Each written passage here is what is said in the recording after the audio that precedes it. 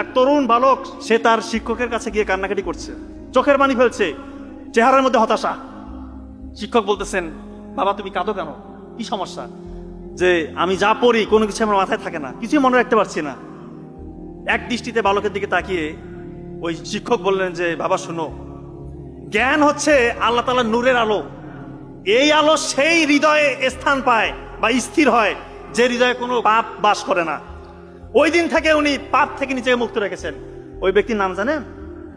ইসলামের 4 ইমাম তার এক ইমাম শাফি রাহিমাহুল্লাহ।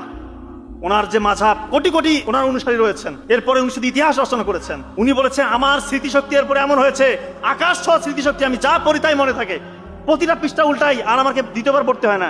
এত স্মৃতিশক্তি আল্লাহ তাআলা তাকে দান করেছে। সে অশ্লীলতা থেকে নিজেকে দূরে রেখেছে। আপনার কি অবিশ্বাস হচ্ছে যে পাতা পড়তেছে, স্মৃতিশক্তি এতটাই প্রখর? এখন দেখেন এই জাকির নায়ককে দেখেন না, চোখের সামনে দৃষ্টান্ত। কি সে জানে না রে বাবারে? পবিত্র কোরআন, হাদিস, বাইবেলের old testament, new testament, Bhagavad Gita, বেদ, তোরাহ, ত্রিপিটক, কোন গ্রন্থে তার নলেজ নাই? যে কোনো একটা বিষয় বলতেছেন, এমন ভাবে কোড করতেছে মনে হচ্ছে যে কম্পিউটার ছেড়ে দিয়েছে।